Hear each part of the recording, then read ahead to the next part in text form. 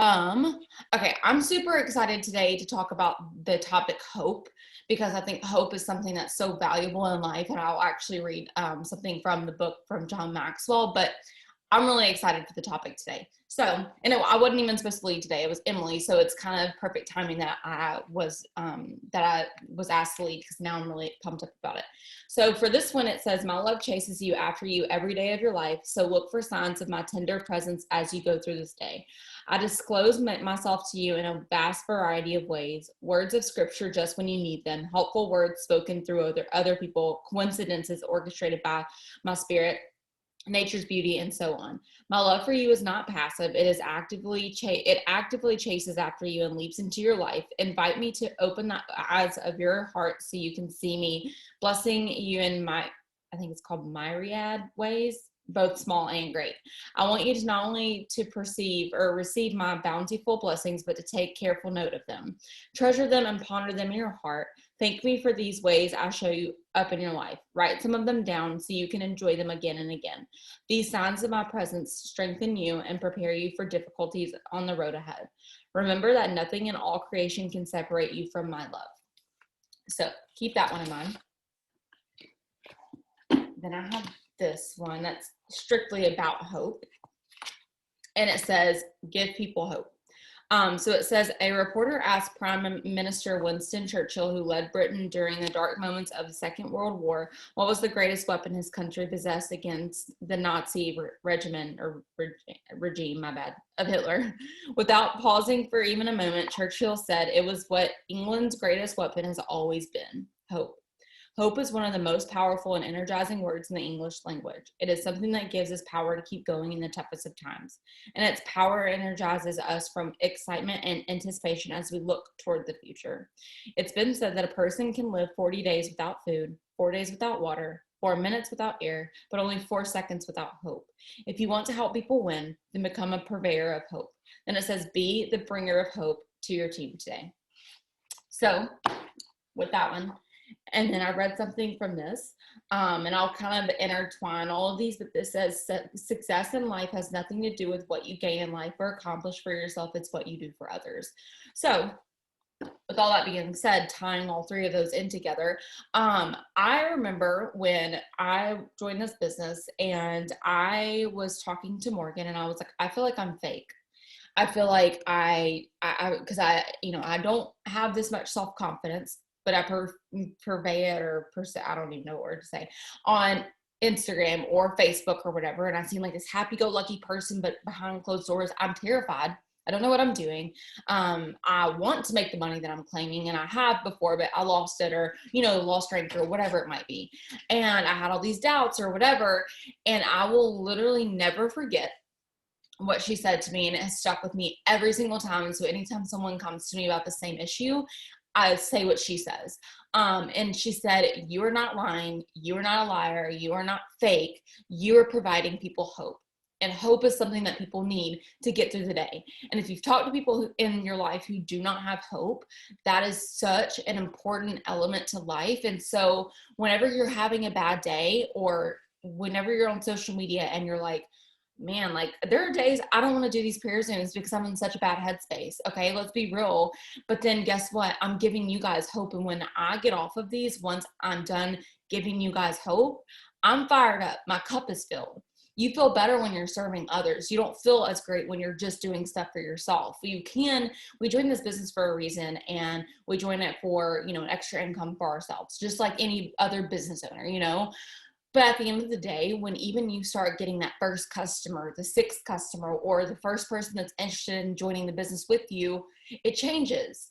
You realize that you're giving people hope for this life that you want and this life that you are creating for yourself. And so just giving that person hope is going to change their life, because guess what? Even if they don't join with you, even if they're like, absolutely not, pyramid scheme, whatever people say about this, if they're just like, no, they are going to change some perspective about something because of you. And that's because you're giving them hope, and hope is so strong. And so that was so powerful when it said in here. And when I just read this, I was like, I didn't even know what I was going to talk about today. I literally didn't, until I opened this page and I read that, and I was like, oh, That was powerful. People say that you can live 40 days without water, 4 days without food, 4 minutes without air, but only 4 seconds without hope.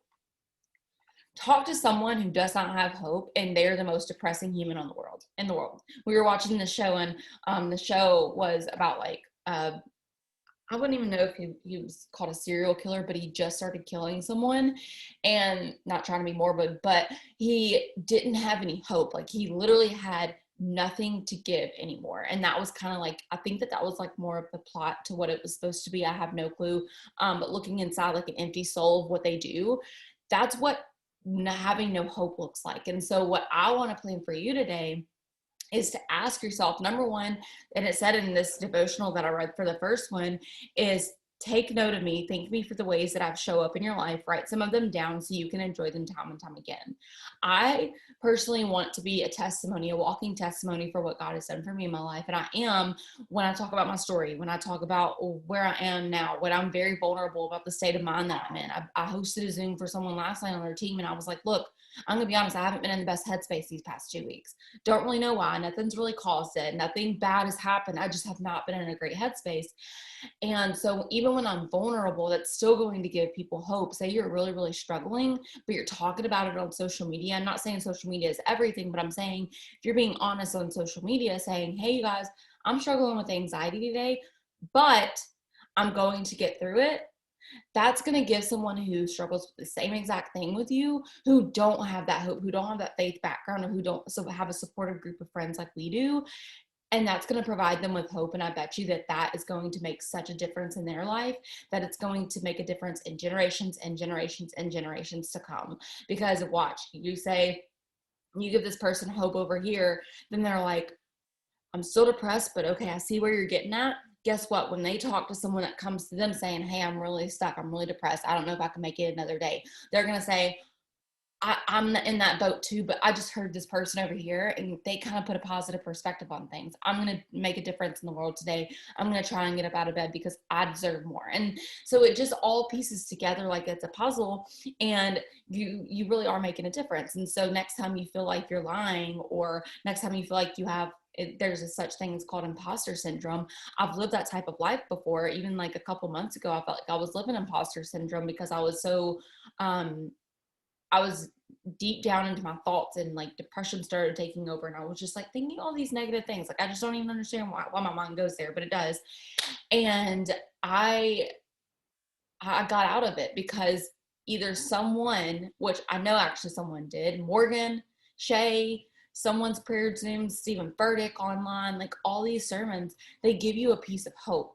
And that's something that is so powerful. So today, what I would really ask you to do is, even for the last 7 days, or maybe you can't remember the last 7 days, maybe yesterday, write down just even one thing that happened to you that was good. Say that you found out that you were getting a divorce, that you were losing your house, that, your child was acting up, but then all of a sudden one thing happened to where someone deposited money into your bank account, or someone said like one little line of scripture to you that just ultimately changed your perspective on something. Something good did happen out of yesterday. Whether you had the crappiest day or not, you know that something good always comes out of other things. It's the silver lining in everything. There's always a silver lining in something. So do that. Write that down and remember that. So today, no matter who you're talking to, no matter what you're doing, it will come up some way, somehow, to where you need to share that with someone. You're going to have a team member that comes to you saying they're discouraged, not claiming this over you, but this might be a situation. Or you might have a family member. My mom comes to me all the time saying how depressed she is. All the time. Every time we talk, I'm like, hey, how are you? I'm just depressed.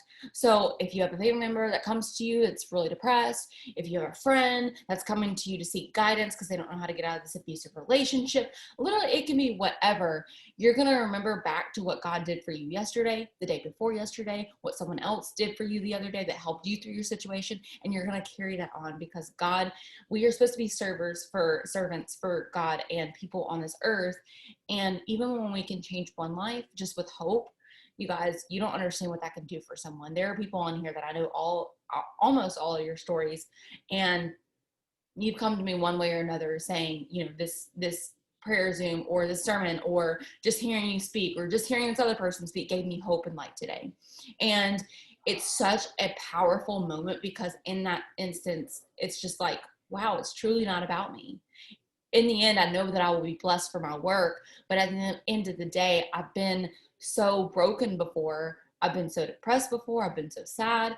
And I don't want anybody to ever feel like that. So why would I not do my best to give someone a shed of light, a shed of hope today?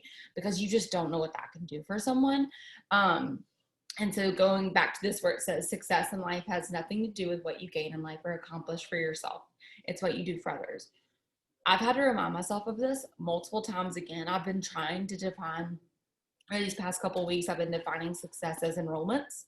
I've been defining success as duplication, teaching my distributors to work and enroll and all of these things, which is success. But also at the end of the day, it was in the back of my mind, okay, if I can get them here, then I can go here. Then if I can do this for them, they can do this for me, or God will supply me with this once I get them there. That's a great thing. It's not like I don't necessarily think it came from a selfish place. But at the end of the day, I was like, ooh, have I been doing this so much for myself that I haven't really been doing it for the pureness of others? And so that's kind of a reflection that I had last night when I was in the shower, because I just had thoughts in the shower. And that was something that just kind of like made me think. I was like, wow. And then I read that today. I was like, oh, okay, I guess I need to continue to do what I do. And that's when the thought of doing a prayer Zoom, but recording it and then putting it on YouTube, because maybe someone on YouTube is just really struggling and they're searching for something. They're like, I need something, I need something. There's been times where I'm like, I need something to lift me up. And I just click on the first thing I see. Well, guess what? If this pops up and they need hope, this gives them hope. Even if it's 5 years from now, it's something that's going to make a change. And so I thought that was really good. I don't know, like I thought that was something kind of like a breakthrough for me. And I think it's so powerful for others, because I do think people go through seasons of their life, their business, all these things where you kind of do feel like an imposter, or you feel like you're being fake, but in reality, you're not. Giving people hope. And when you put it into that perspective, you get excited for the day. You get excited for your work today. You get excited to move forward and be successful for whatever you need to be at. Even if you're not where you want to be at in your business or in your life, that is taking one step forward if you gain an ounce of hope. And you have to know that. And then that is going to trickle down. And I think Jacob said the ripple effect. That's what it does. It's literally a ripple effect, and it just makes difference all over. And you're going to make a difference. And then you're going to look back a year later and you're going to see how many lives you changed, even when you didn't know it. And it's going to be on the days that you need to know the most, because on the days that I'm down the most, someone will message me randomly saying, you don't understand how much you've changed my life, or you don't understand how much your encouragement has helped me. You don't understand, your positivity gets me through my days. I literally had someone tell me, I go look at your profile every single day to see what encouragement you post today. And I was just like, that means so much to me. And I bawled when they told me that. I literally cried, because I felt like I wasn't making an impact. And then once that changed, I changed my perspective on things. I genuinely did. And I was like, I'm not claiming to the lie that I am not serving others, because I am. I'm making a difference somewhere. And that's just a lie that I keep telling myself that has got to stop. And now I don't think it. I haven't thought it in a month. And that's a huge progress for me. So anyways, I'll stop talking. If y'all want to put your prayer requests below, and if you have like an aha moment, you don't have to sit here and tell me the aha moments. I don't need praise or anything, but if you can just take away whatever you need from this, write down prayer requests. Make sure to always pray over others if you don't have something in your personal life to pray over. I always encourage that. But I will play some music. I'm going to stop this recording.